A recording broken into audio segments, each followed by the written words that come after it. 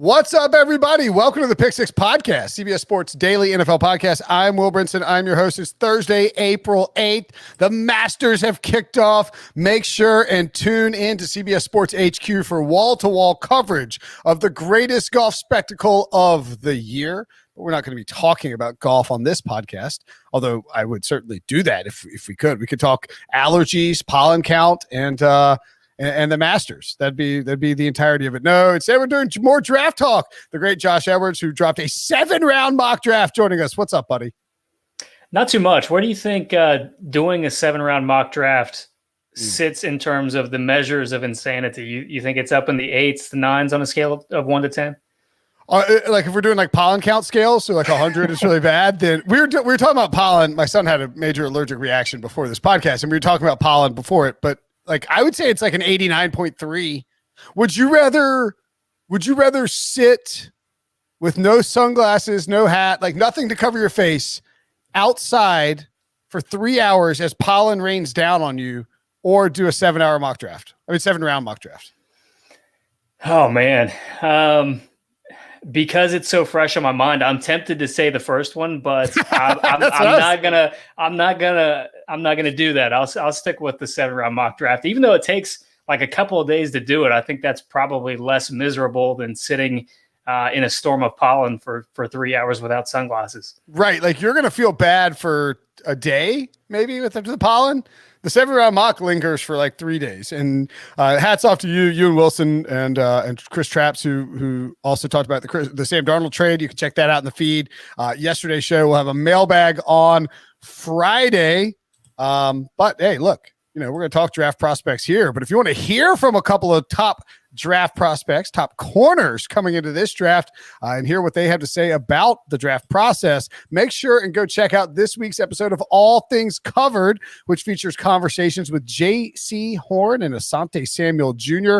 Horn shares that he's hearing some interest inside the top 10. Hello. And Samuel Jr. lets host Patrick Peterson and Bryant McFadden know that two teams from the AFC North have expressed a lot of interest in him. Follow All Things Covered wherever you find this podcast. We talked about it a little bit with Traps, Josh, and not to skew off the 7-round mock thing, but I think it'd be surprising if we see a cornerback go in the top 10. It's not out of the question by any stretch of the imagination. I just think it'd be surprising.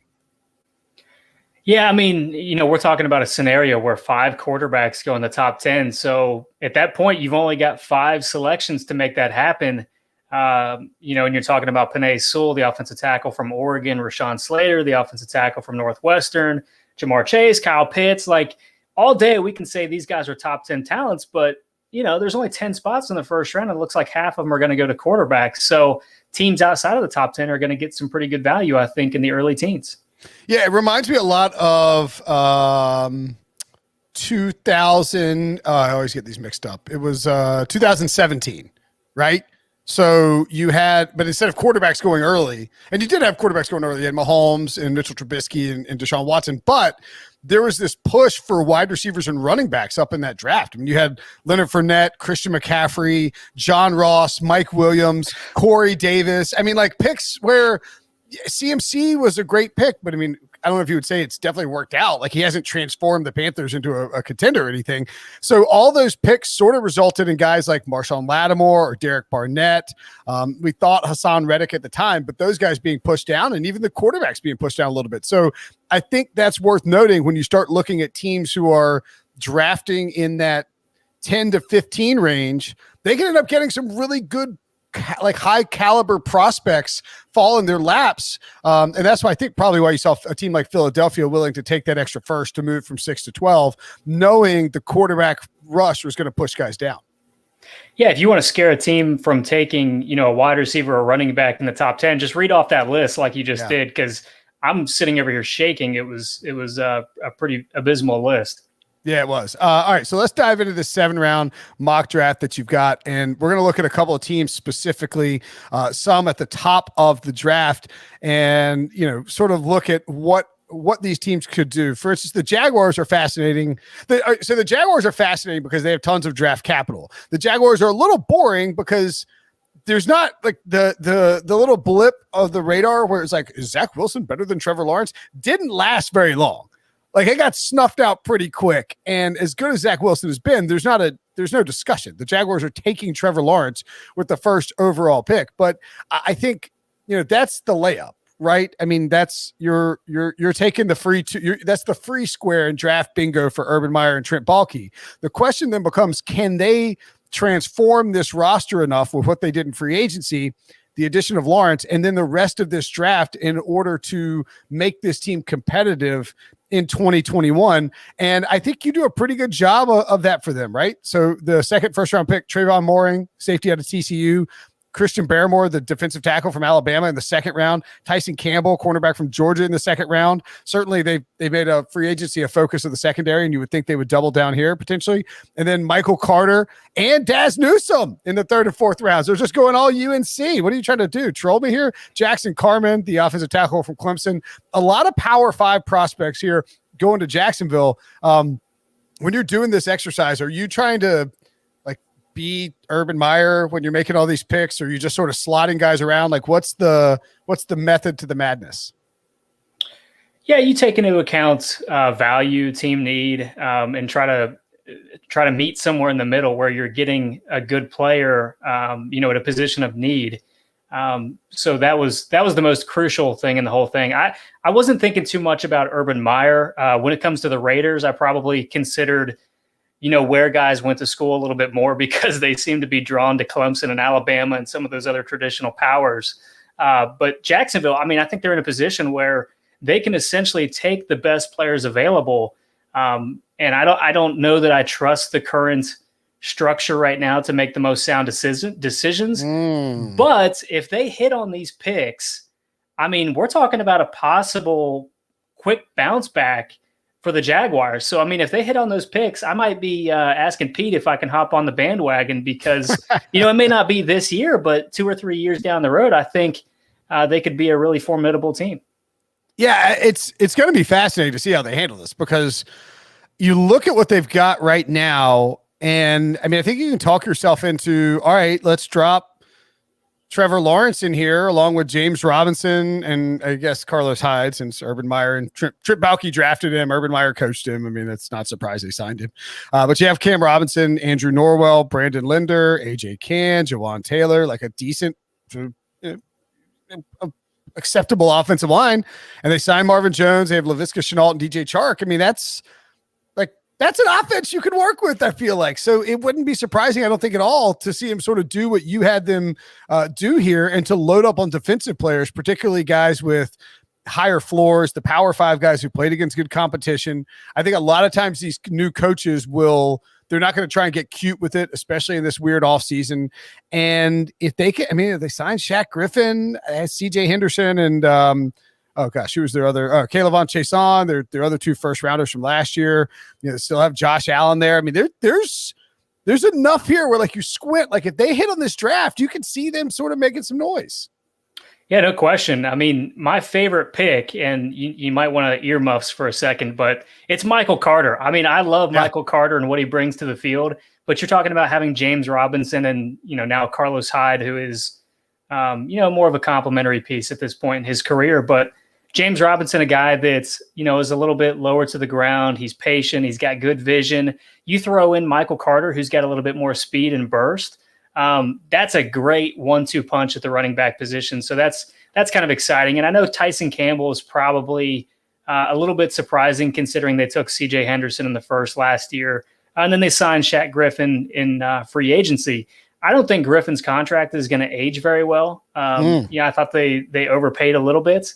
But you can never have enough depth in the cornerback room, especially in today's NFL. So you've got some insurance in the event of injury, and if you do decide to make a move at the position, you've got a guy that you can throw in there to bridge the gap. Yeah, and I think Urban said recently, I'm trying to find the quote, but he was basically like, "You can't have too many good corners." And he understands, the way that he wants to operate his offense, spread everybody out, throw the ball a ton. And I think that, they probably believe they have enough in terms of pass rush. And I don't think they've Sidney Jones and Trey Herndon along with Shaq Griffin and CJ Henderson. I mean, I don't think it's crazy that he loads up more on depth at cornerback and tries to get younger talent in there, because I think that is a key component to what he wants to do this season and moving forward with that organization. The Jets, I think the sort of same thing as the Jaguars, except in a tougher division, maybe similar. I don't know. Would you definitely take Buffalo and Miami over Tennessee and Indianapolis? Or I think that's kind of close, right?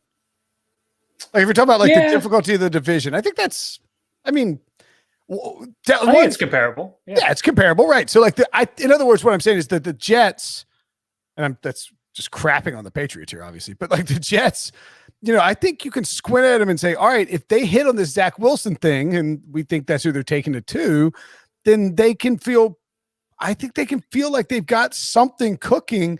But, Joe Douglas is going to have to utilize all these extra picks he's got and try and bring in some young talent.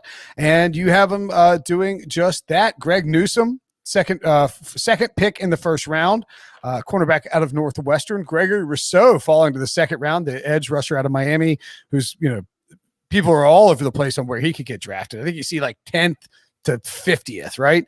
And then, of course, Carolina player De'Ami Brown in the fourth round, also wide receiver from Carolina. Also, Kenneth Gainwell, running back out of Memphis in the third, and Trey Smith, a guard from Tennessee in the third. What do you like about what Joe Douglas is doing here? Yeah, I don't know if Debo must have tapped into my brain, because we didn't even talk about which of these teams that I thought had the best haul. But right off the bat, the Jaguars, the Jets, I know they've got the most picks, but those two teams, I was excited for those two franchises just making those picks for them. You talk about Travis Etienne, the kind of burst that he has at the position. And then Zach Wilson. I'm a big Zach Wilson fan. I know not everybody is as high on him as maybe I am. He's easily my second favorite quarterback just because he's a natural passer. He's got really good arm strength on the run. He's got solid mobility. Not Lamar Jackson or Kyler Murray, but more than enough to get the job done. So you talk about Gregory Rousseau, you talk about Greg Newsome. When you're trying to build a defense, you talk about the cornerstone pieces. That's the defensive line and the cornerback room. So you signed Carl Lawson in free agency. You signed Sheldon Rankins, who I thought was a really good deal. And then you pair him with Quinnen Williams, who you drafted early a couple of years ago. Mm-hmm. And now you've got Gregory Rousseau, who, again, like you said, is kind of polarizing. His 40-yard dash was fantastic, but some of the other measurables just, weren't where we hoped they would be. So coming off an opt-out season, it's just kind of a little bit difficult to project him, but definitely a high upside kind of piece. And then Greg Newsome, I just think he's really reliable. You're talking about the Jets and wanting to build accountability and creating a culture in that locker room. I think Newsome is a fantastic piece because he's going to be coachable, he's going to be accountable, and you're going to be able to transform the defense around him. They definitely need some talent at cornerback. And, it's interesting because, like we said, both these teams are taking a quarterback first and second overall, respectively. that's, it's exciting that you're doing it. It does take a little bit of juice out of the draft, I think, as an observer, because you're going to know for 60 days by the time that by the time the draft happens, who the Jaguars and who the Jets were going to take at first and second overall. It's perfectly fine. It's just, it doesn't make it quite as, thrilling. And the draft basically starts at 4 right now. We'll see what the Falcons do. But I think it's interesting because both the Jets and the Jaguars, as you point out with Jacksonville, they don't have to draft for need. They have enough needs across the board. You can say, all right, they're pretty good here and they're pretty good here, but they really can just say, go best player, best player, best player. And I don't think either organization needs to feel like it has to win, 7, go 8 and 9 or whatever, this year. Yeah, and it's lofty expectations to place on a rookie quarterback. Coming in, learning a new system. It's not even just Zach Wilson learning a new system. It's the entire roster, because obviously Robert Saleh's first year, they are coming over as the defensive coordinator from the 49ers. And I think I mistakenly said Travis Etienne. Kenneth Gainwell, is who I had in this projection. Kenneth Gainwell. Yeah. I think Yeah, I think I gave them ETN the week prior, but Kenneth Gainwell, really explosive back, that's going to give you a little bit more speed at the position, a guy that's really got some game-breaking potential. So, again, Jets are in a great position to just draft based on best player available because, like you said, they've got so many needs. That wide receiver room, you added a couple of pieces, but let's not pretend it's a done deal yet. They've definitely got some work to do in that room.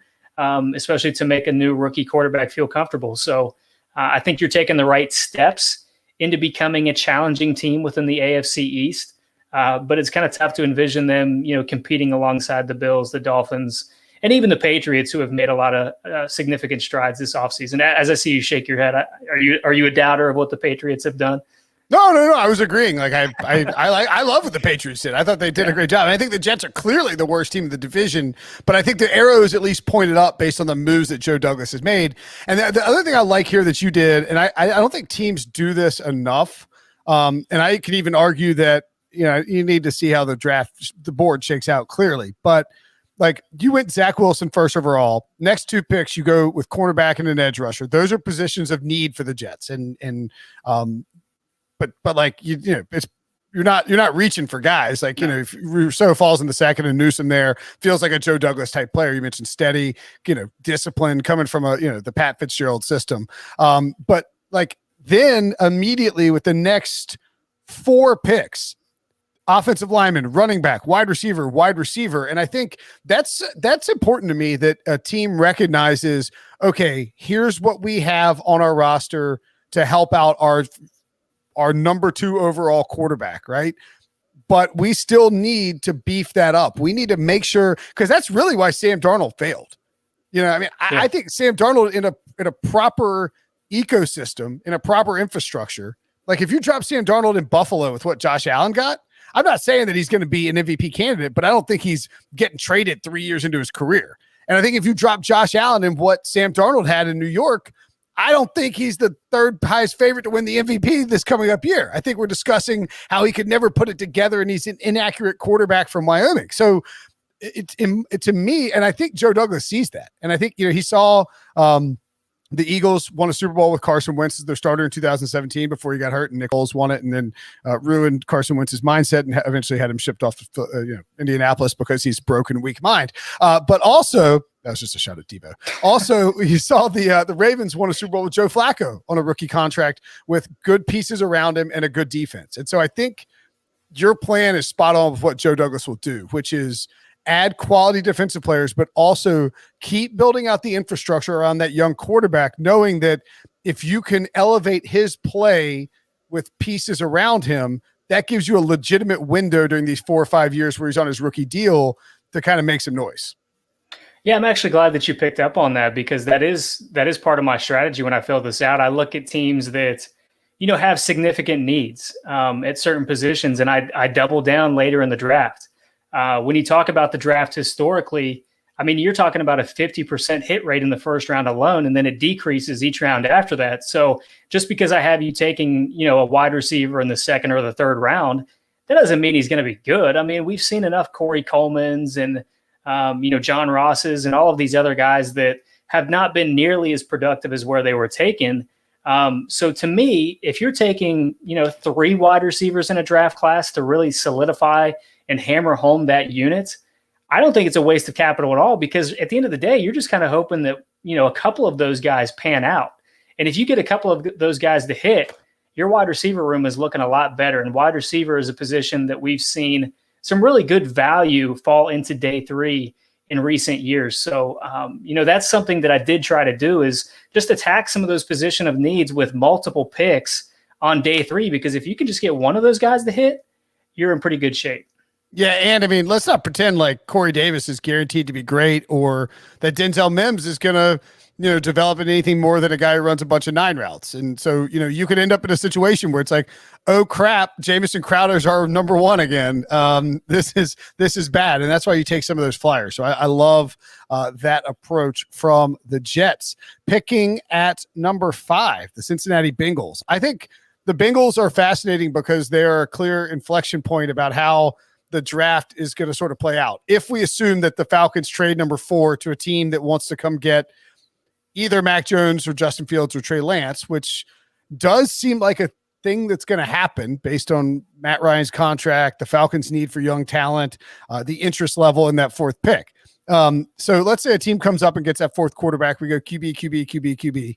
Then the draft kind of starts with the Bengals. And, they could go – I think they're going to go one of two ways, Josh.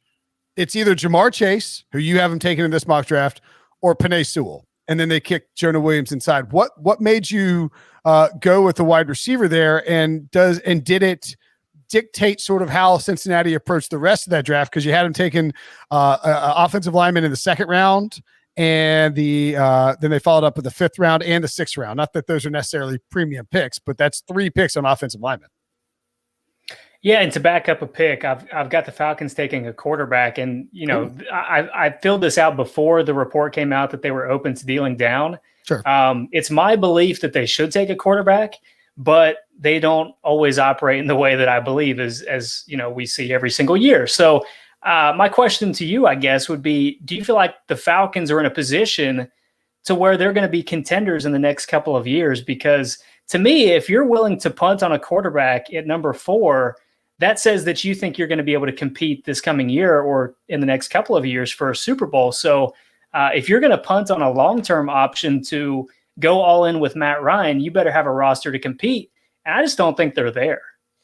I don't know that they're necessarily there. No, I don't. I don't look at the Falcons and think, all right, they're going to take down the Bucs. But Carolina, I don't think is going to be great next year, even if Sam Darnold works out. I have questions about how New Orleans will look without, I realize, Jameis Winston could be good, but I think, New Orleans I don't think New Orleans is a 13-win team next year. And the way that they redid Matt Ryan's contract, they're not cutting him this year. He has $65.4 million in dead money. Next year, he has $40.5 million in dead cap space.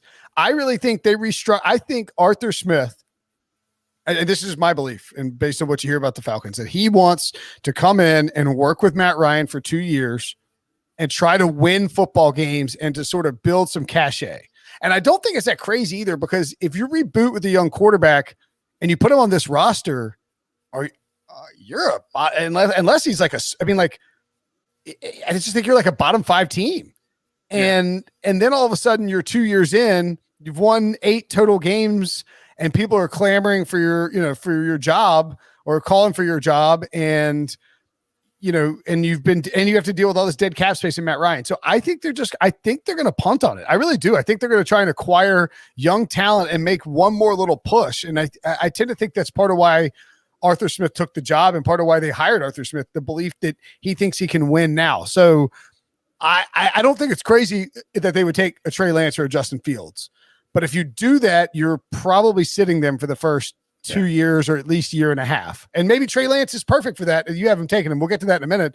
But back to the Bengals, how did that influence the rest of your draft? I mean, do you go on Jamar Chase instead of Penei Sewell? Yeah, so like you said, I mean, the Bengals are a very interesting case because I do agree. I think it's Penei Sewell or Jamar Chase at number 5. If Joe Burrow is truly pushing for Jamar Chase the way that some suggest, then give the quarterback what he wants. If he's comfortable taking a wide receiver at number 5, knowing that he's not going to get the extra protection that he possibly needs, then I think you still go ahead and do that because you want to make him happy, first of all. But second of all, Jamar Chase is going to excite the fan base a lot more than Penei Sewell will. So, Did you see the memes, the Bengals memes? Oh yeah, the positional value. Yeah, but it's like Joe Burrow and it's like Penei Sewell and it's like anybody and it's catching the pass and it's like Joe Burrow throwing to Jamar Chase. It's like anybody's blocking and it's just like Joe Burrow's getting killed and the ball's falling 10 feet in front of him. I mean, I'm with you. I think you make the quarterback happy. Like if he wants, offensive line is a problem. They have drafted a ton of guys with early picks. And it just hasn't worked out. But man, I mean, it's not like Alden Tate, Tyler Boyd, and T. Higgins you're just done. Don't have to worry about wide receiver. See, but that's the thing. I think it's a lot more difficult to find good offensive tackles, a lot more difficult than it is to find good wide receivers. And, for sure. I agree they're not done at the wide receiver position, but I do really like Tyler Boyd and T. Higgins to the point where I'm comfortable throwing those. I mean, it's a lot better than what the Jets have. So I'm comfortable throwing those two guys out there than I am, rolling with the current offensive line situation. So I'm a believer in building the offensive line up first because Joe Burrow is going to have a much easier time distributing the football to, Auden Tate, CJ Uzoma, those kind of guys if he's got time in the pocket. And I think it's just easier to find offensive tackle. So me personally, I would take the offensive tackle and then try to get an Elijah Moore or somebody like that in the second round to give you kind of that speed that you covet at the position. But at the end of the day, I think if Joe Burrow is signing off on Jamar Chase, then that's probably what I'm doing if I'm that franchise. That's fair. And look, to make the point, to hammer the point home even further, T. Higgins and Tyler Boyd were both second round picks, and they're they flash Pro Bowl caliber talent over the past few years, and they've already extended Boyd. So yeah, I have no problem. I do think it's going to be that decision, but then the trickle down effect of that will be really interesting because it'll influence what the Dolphins and Panthers, Broncos, et cetera, do. Speaking of the Broncos, you have them trading up in your 7th-round mock draft. How high do they have to trade up to get Justin Fields? So they only have to go up 2 spots. Carolina was one of the biggest teams in the quarterback market at number 8. So my thinking was, okay, you've got to get ahead of Carolina if you want to secure a quarterback. I was in the middle of the 3rd or 4th round when I was filling this out when the Sam Darnold trade happened. Oh, the worst. So fortunately, I had already had this current situation with Carolina taking a different position, so it didn't affect me too much. That's good. But with Carolina out of the market, I'm not even sure Denver has to trade up. I imagine they still will because I'm sure that New England and Chicago and maybe Washington are calling Detroit at number 7 overall just to gauge their interest in possibly trading down. And there's no reason for Detroit not to trade down, in my opinion. I know some people are pegging them as possibly in the quarterback market themselves, but I just don't see it. I think the deal that they took for Jared Goff kind of suggests to me that they actually see a little bit of value in him. And second of all, if you are let's say if Los Angeles had drafted a rookie quarterback this year, you're not keeping Jared Goff on the roster. He's not going to be happy being second fiddle to a rookie quarterback that you bring into the building. So that's just an unhealthy quarterback position. So I think they're going to stick it out with Jared Goff for the coming season. See how it goes the coming year and maybe be in the quarterback markets next year or the following year. But Denver, I think. Well, no, and just to your point, I think that's really interesting because you look at Detroit and it's like they could go any which way at this draft. And I don't think I wouldn't rule them out to take a quarterback, but Jared Goff's dead cap money the next 2 years is $40.8 million and $30.5 million. The whole reason why they took those 1st-round picks on was to soak up Jared Goff's contract so the Rams could get out from under it. And I think you're right. We talk about building out an infrastructure for these quarterbacks. Detroit's infrastructure is terrible. If you drop Justin Fields on this team, let's just say Jared Goff just gets Thanos, snaps his fingers, and Goff evaporates into the ethos, right? Or the ether, I guess. And you drop Justin Fields on this team, they are getting slaughtered every week. I mean, and Justin Fields is not going to have a real good time. I mean, TJ Hawkinson, DeAndre Swift, and those are really nice players. I love those guys. But the offensive line has question marks and the wide receiver group is a disaster. This is not a spot for a rookie quarterback to thrive.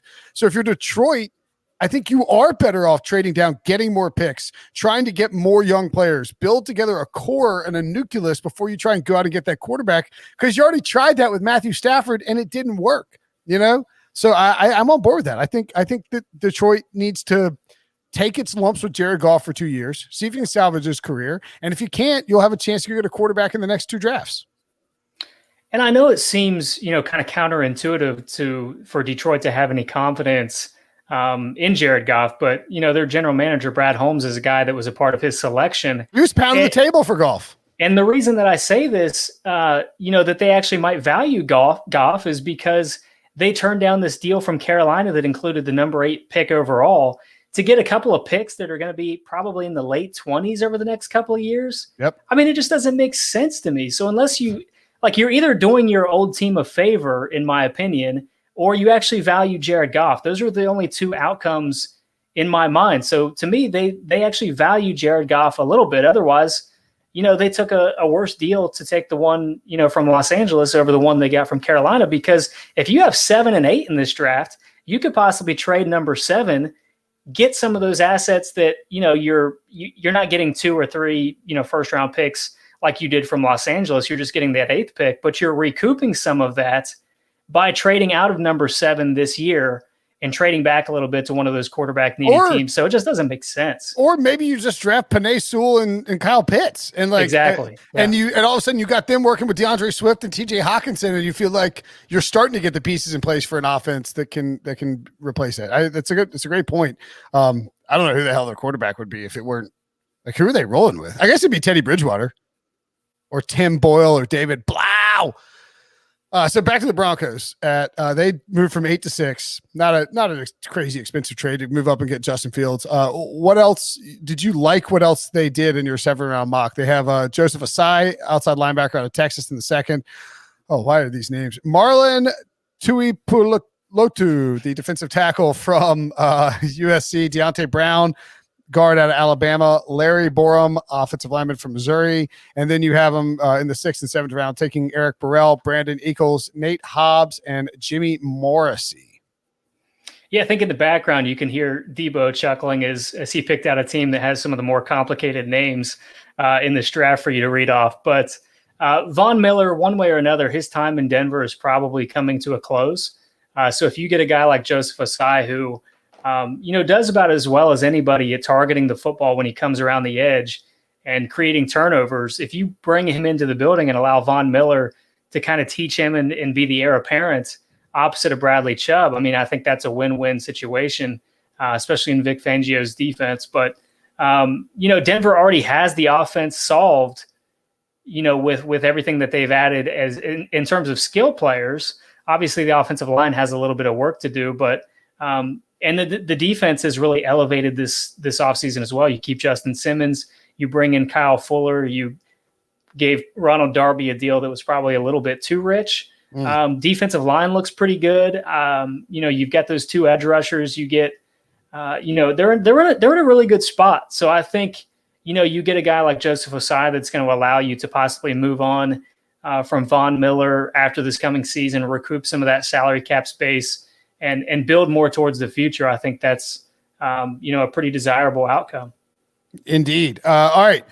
What will the last place teams in the NFC do? We touched on them a little bit, but we will wrap those up coming up after the break. So the Falcons, who we mentioned previously, you haven't taken Trey Lance at number 4 overall. Travis Etienne in the 2nd round. That's pretty spicy. I love Etienne. He's just a stud player. If you get him in the 2nd round, I have no problem with it. Quincy Roche, defensive end out of Miami. Joshua Bledsoe, safety out of Missouri. Darius Stills, defensive tackle from West Virginia. Darren Hall, San Diego State cornerback. And then Kylan Granson, tight end out of SMU, before Josh Palmer and Jonathan Cooper in the 6th round. I get it. And I think Trey Lance is the guy if you're going to take a quarterback for the Falcons. Like, if you're going to go a quarterback at 4, knowing you're probably keeping Matt Ryan on the roster for 2 years anyway, I think you go with the project guy who's played 1 football game in the last 2 years or whatever.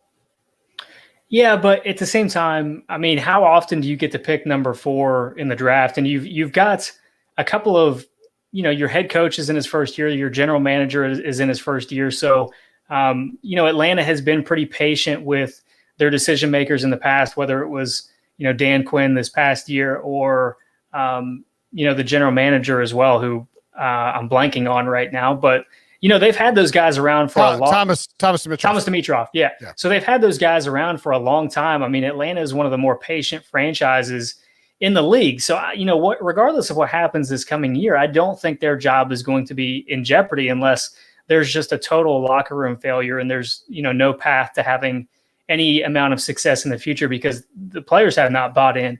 Outside of that, I think they're in a position to possibly make a long-term move here. So in my opinion, I think it makes the most sense to take a quarterback because you don't know when you're going to get back up this early. Plus, you're looking at all these teams like Miami, The Jets will have a quarterback by that point. But all of these teams that are stockpiling draft capital for future years, I mean, those teams are going to be better equipped to trade up and get a quarterback than Atlanta. So I think you just kind of have to take your shot when you get it. And for me, that's this year for Atlanta. So even if you ride with Matt Ryan for a year or two, I just think it would be incredibly short-sighted to punt on one of those quarterbacks because, let's say you do make the playoffs the next couple of years and you don't have a Super Bowl to show for it. 3-4 years later, you're restarting the franchise and maybe you're picking at number 16 overall and you find yourself in a situation like the Bears or Washington where you're kind of in no man's land. So the Bears, Washington, they would kill to be in the position that Atlanta is in right now to take a quarterback. So that opportunity cost is kind of what it comes down to for me. And, that's why I think they should take a quarterback, but I agree. I think it's probably trending in the direction that they do not take a quarterback. Yeah, and the roster, like we said, is pretty thin. Like there's not a lot of margin for error. So if they can get a haul back and trade down, then I don't mind that because it means you're going to get an influx of young talent, which you need to do anyway. Eagles, of course. Debo snuck the Eagles in here. Just kidding. It's all last place teams is who we are discussing. At number 12 overall, you have the Eagles. Finally, Howie Roseman does a thing that Eagles fans won't be mad about as it relates to a wide receiver.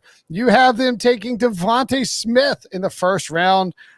This Heisman Trophy winner out of Alabama, monster season. No problems with that. A little bit smaller than maybe people would like, but man, he is a player. And Nick Bolton, linebacker out of Missouri in the second. Javon Holland, Oregon safety in the third, along with Josh Myers from Ohio State, the offensive lineman. Deo Ode Yingbo, defensive lineman from Vanderbilt. Did I get that right? That's right. Yeah. Wow. Amazing. Marco Wilson, Deo in the fourth. Marco Wilson, the defensive back from Florida in the fifth. Khalil Herbert from Kansas. Derek Forrest from Cincy. Malik Herring from Georgia in the sixth. And then Sam Cooper from Merrimack in the seventh. This feels, I think if you're putting on your Howie Roseman hat, it feels like we're taking a wide receiver in the first round, best one that lands there, and then just sort of best player available as the Eagles try to restart things. I think they're in more of a rebuild than really they're letting on. Yeah, and I mean, you've got so many aged assets along that offensive line. If you're not in a rebuild now, it's probably coming in the near future. Devante Smith is a guy that most Eagles fans probably didn't think was going to be at number 12 overall when they traded down. I know a lot of people thought that Philadelphia was trading out of the opportunity to take one of those elite pass catchers. But when you're talking about 4 or 5 quarterbacks in the top 10, like we said earlier, I mean, there's some good players that are going to fall down the board, and Philadelphia is in a good position to capitalize, get one of those players, and recoup some of those draft capital picks in return. Nick Bolton, I think linebacker is a good need for them. They need to fill that behind the strong defensive line that they've built.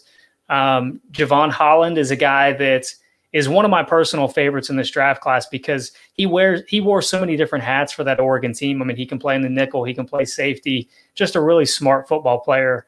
And you've already got Anthony Harris, who I think was a very good value signing for Philadelphia this offseason, but just a one-year deal. And Holland has the versatility to play down and, be a nickel in sub packages as well. So I think that's a really good fit. You're getting 3 really good football players that should be able to contribute early. And then you're just building depth beyond that. I mean, Josh Myers is a contingency for Jason Kelsey, in the event that he eventually moves on. And that's really the rest of this draft. You're kind of taking players that you think might be able to step in and be a long-term fit for your team. All right. I like it. Debo, are you there able to talk? I'm curious what you think about this Eagles draft. Yeah. Let me know if I don't sound good here, but you sound fantastic. Yeah. I mean, I did think as soon as that trade was made that Devante Smith would be on my radar. Now, knowing things like the Cowboys or Giants are going to take them right ahead of the Eagles. That's just how things seem to work for this team. But, they bring it upon themselves when they pass on wide receivers like Justin Jefferson. Holland is a name that I've heard a lot about that I would love. I think, maybe it is best player available, but I think it is need in the second and third round, what Josh has here with Bolton at linebacker and Holland at safety. I like what I'm I like what I'm seeing. All right. You got this official stamp of approval from noted Howie Roseman hater, Debo. Yeah. I don't think there's many things that would really upset me at number 12, though. Like, I would not be upset with Rashawn Slater at 12. I would not be upset if it ended up being Waddle and not Smith. So I shouldn't say that, because you could go down the board and, like, I've made the joke about Kadarius Toney. That would upset me. But right now, out of the realm of possibility, I don't think there's many options. Even if it is a Surtain or J.C. Horn, I don't think Eagles fans could really be too upset at that. Yeah, taking Kadarius Toney at 12 would be like taking Jalen Reagor where they took him last year. But Micah Parsons, admittedly, I was not the biggest Reagor fan. The Vikings straight up laughed at them. They have a draft video where Zimmer and Spielberg are like, they took Reagor. We had to give us Justin Jefferson. They took Reagor. I'm on record as saying I thought Justin Jefferson was the 4th wide receiver in last year's class and closer to that top 3 than any other player in this class or in that class. But back to I did have a question for Debo, because Micah Parsons seems to be a little polarizing, for Eagles fans. I don't know if it's the contingency that overlaps with the Penn State fan base, and those are the ones that want him. Because there do seem to be a vocal segment that does not want Micah Parsons at number 12. Yeah, I just think, linebacker has not been a position they've ever targeted in the first round. You go back a couple decades to find someone there. So I think that's kind of like built into our mentality and psyche at this point. The organization hasn't targeted it. We're not targeting it. We know that the position is a little less valued. But like you said, there is that crossover of the fan base, the Philadelphia region large with Penn State supporters. I don't think, the attitude and the off-field stuff, it shouldn't be a worry in my mind, at least from everything that I've seen. I don't know if that's brought into the conversation at all. It's just not a position that you really walk away super thrilled about, even though he's a super talented player. It feels like with the wide receiver depth here, and like given the Arcega-Whiteside over Metcalf and Reagor over Jefferson, it feels like if you are interested in helping your quarterback and satisfying a angry fan base, just draft one of the Alabama guys, just Waddle or Devante Smith. Just take one of those guys, and no one's like, if it doesn't work out, it doesn't work out. Nobody's going to kill you. Like the Reagor over Jefferson thing, that was cute. If you do the evaluation, you like Reagor over Jefferson, that's fine. But Justin Jefferson's got some good tape. So I don't know. So you would hope that I would be a little nervous though as an Eagles fan. You'd like it at 6, you feel like they can't screw it up. At 12, you feel like they could. Yeah, I'm going to be nervous until the pick is in. See, I don't think you should be nervous, though, because I still think you're going to get a really good player, even if it's not one of those wide receivers. Like you said, there's only so many players that could possibly go before. So even if you end up with Rashawn Slater, I think that's a really good consolation prize. And, you need a cornerback as well. So maybe you get Patrick Surtain or J.C. Horn, one of those guys to plug in there as well. Right. I'm fine with that. I'm just my fear is that the Eagles have someone that's like 25th to 30th year in Ryan's draft boards, and that's who they have in their top 10. And it's just like, oh, he's there at 12. We have him ranked 8th. It's got to go. Fair enough. All right, moving along. Oh wait, did I mention it's Masters Week? That's right. It's Masters Week. God, I love Masters Week. It's the best week of the year. And that means CBS Sports HQ is your home for round-the-clock coverage from Augusta. That includes tournament picks, round-by-round matchups, highlights, leaderboard updates, and we even have our all-pal from the First Cut podcast, Kyle Porter. One-time NFL, one-time Super Bowl attendee for CBS. I can't remember what Super Bowl was that. I guess it was Houston, maybe. Was it Houston? Why was Kyle there? Anyway, Kyle was at the Super Bowl one time, so he's a good friend of the show.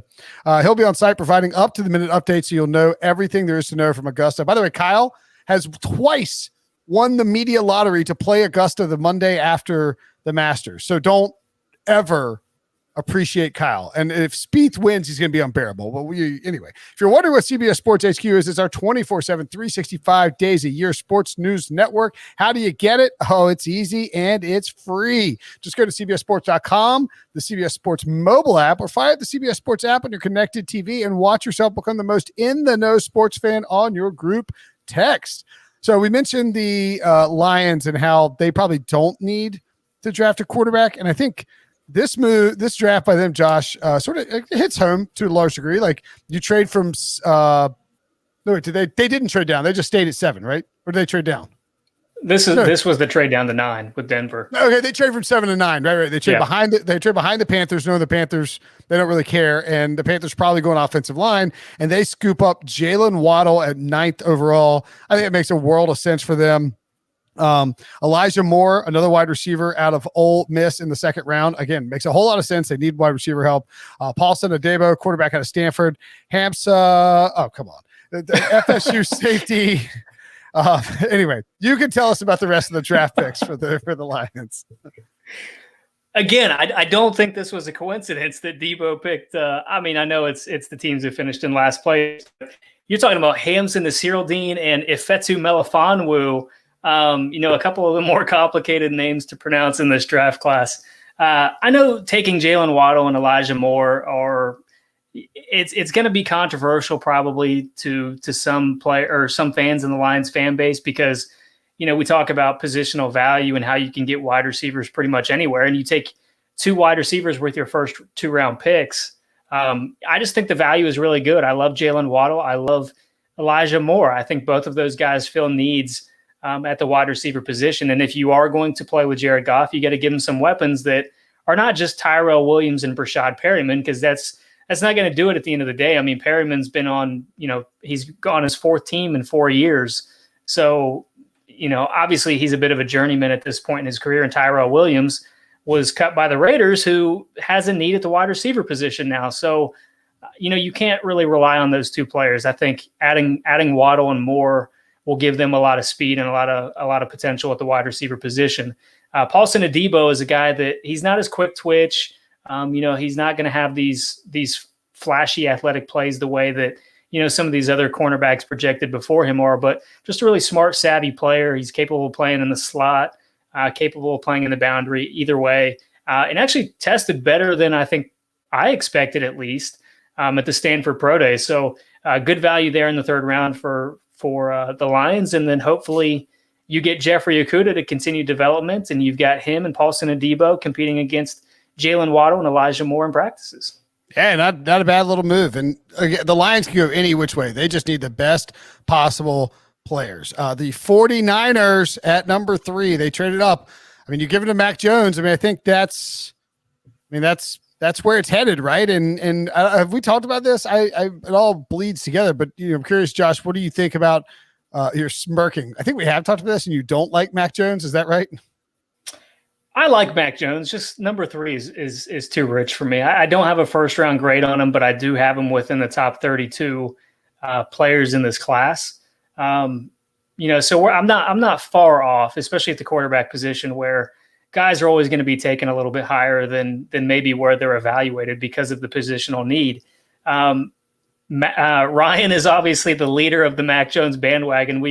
I think I can share this. We're talking about an article coming up. One of Cody Benjamin, who has appeared on this podcast multiple times, was reaching out to us for some insight on this quarterback class. And he was just asking, who of these draft eligible quarterbacks, who is the best at, each of these various traits, arm strength, all of this different kind. And I said, to make it easy, it's just all Trevor Lawrence, because he brings everything to the table. But then, of course, Ryan retorts exactly what Josh said, but Mac Jones instead of Trevor Lawrence. So, Ryan is all in on Mac Jones. Good for him. He has planted his flag. I'll give him credit for that. It's either gonna pay off or not so. But well, I'll say this too.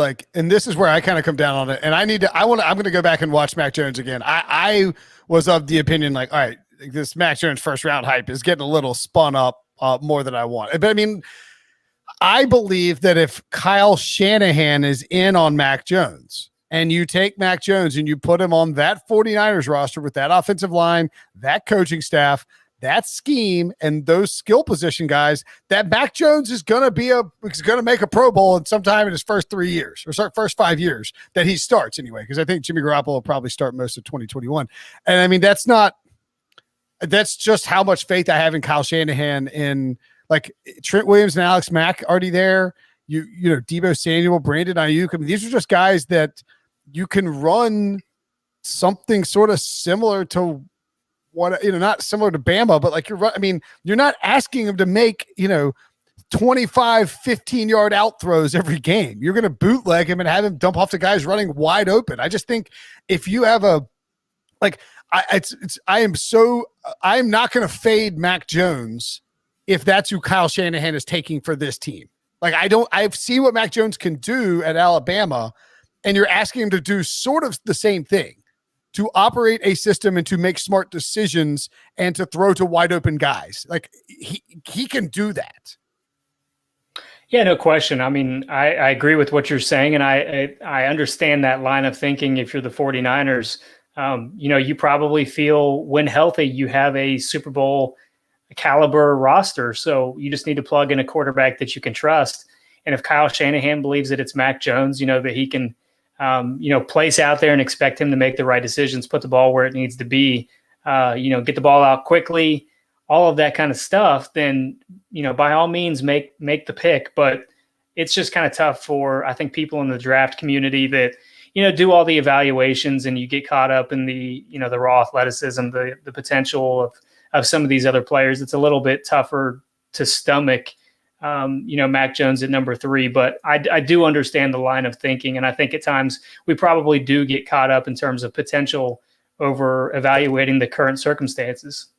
Yeah. I mean, it's not like I'm like, oh, Mac Jones is, an elite 5-tool monster athlete. It's just, I think I just think that you could take almost any quarterback, and I haven't watched enough Trey Lance to know, but like, I think you could take Fields. I think you could take Zach Wilson. I think you could take Trevor Lawrence. I think you could take Mac Jones. I think you put them in Kyle Shanahan's system and they're probably going to be pretty good because that's just how Kyle Shanahan's system works. What if they just traded up for Kyle Pitts, Put Kyle Pitts with George Kittle. I keep saying that. And like nobody, I'm like, we're assuming he's taking Mac Jones. So that means at 4, it starts with the Falcons, and unless Kyle Shanahan traded up for Kyle Pitts, which I wouldn't even mind. I don't know if you give him 2 first-rounders to do it, but maybe you love Kyle Pitts that much. That would be effing hilarious if they did that. I mean, if they do that and they do this stupid Mac Jones smokescreen, it's absurd. Now, I also think there's a better than 0 chance that they made this trade up to 3, that Mac Jones makes sense for what they're going to do, but that they're pumping up Mac Jones as a way to keep the Jets from thinking about Justin Fields. That's not impossible because they're not guaranteed who they want at 3. They're guaranteed one of 2 guys they want at 3. And maybe they I don't think they're like trying to talk the Jets into taking Mac Jones at 2, but if they were really on Justin Fields and they wanted to make sure that nobody was like, this would be the perfect smokescreen to hype up how much you love Mac Jones, to go to Mac Jones Pro Day, to create all this noise around Mac Jones, and then take Justin Fields at 3, making sure that nobody gives the Jets a Godfather offer for Fields, or that the Jets don't change their mind to take Fields at number 2. Because I suppose that's not a crazy conspiracy, right? Not compared to some of the other stuff we've seen in the past. I mean, if we look at what the Broncos did with Jay Cutler several years ago, they had the Titans doing all this, behind the scenes scouting of the quarterbacks for them. I mean, that was an article on ESPN, I believe, a couple of years back. But I mean, it's not unheard of. Smoke screens are not meant to be easily interpreted. So I think that is an interesting comment I hadn't really considered. I would be surprised if it wasn't Zach Wilson at 2 and Mac Jones at 3. But sure. Again, that would just be the smoke screen working, I think, if, what you say plays out. Yep. Podcast listener point. I mean, I think at this point, if you were betting on it, you'd probably just bet Justin Fields and hope that it was that, because the Mac Jones prices are like, Mac Jones is under 3.5 draft position is like minus 175. It's just unbettable. The move was to bet it when they made the trade and to hammer Mac Jones. And now it's almost like you have to go back the other way. You also have taken Elijah Molden out of Washington, Milton Williams out of La Tech in the third, defensive end, Andre Sisco, safety from Syracuse in the fourth. And oh my Lord, you gave your guy, Kyle Shanahan, Chuba Hubbard, running back out of Oklahoma State. Woo! Man, that gets me excited. I love that guy. He's a beast, and he would be an animal in this scheme. And that's why I want to see Justin Fields or Trey Lance be the pick at number 3, because, just imagining one of those two guys running the option with Chuba Hubbard in the background, is pretty exciting as well. So, I don't think it's going to play out that way, but Hubbard is one of the more explosive players in the draft. So you put him in one of the more explosive offenses in terms of running the football, one that's going to create opportunities for its running backs. That's a great fit if you're Chuba Hubbard. So, I like that fit as well. Elijah Molden is just a really good cornerback. He can play on the boundary. He can play in the slot. A guy with some flexibility at that position. So, and then Milton Williams is a guy that a lot of people, really like. I like the flashes that I've seen, but I, want to see some more consistency out of him. If he does reach that consistency, I think they've got a pretty scary interior with, Milton and then Javon Kinlaw, who they took in the first round last year. Yeah, and I think this is how the 49ers draft probably looks like. Quarterback in the third overall, load up on some defensive players, and then maybe sneak some skill position guys in there. But with the attrition they've had on defense, whether, DeForest Buckner via trade, Richard Sherman leaving via free agency, whatever it is, I think it's a team that does need to sort of reload from a defensive talent standpoint. So I like what you did there. Really, just like the entire 7-round mock draft, Josh. It's fantastic stuff as always. And that's it. That's the show. Great stuff, dude. Make sure to check out Josh's 7-round mock on CBSSports.com. You think about all the hours, the manpower you put into it. Go read it. Go click. Go give my man some page views. Josh, thanks, buddy. Anytime.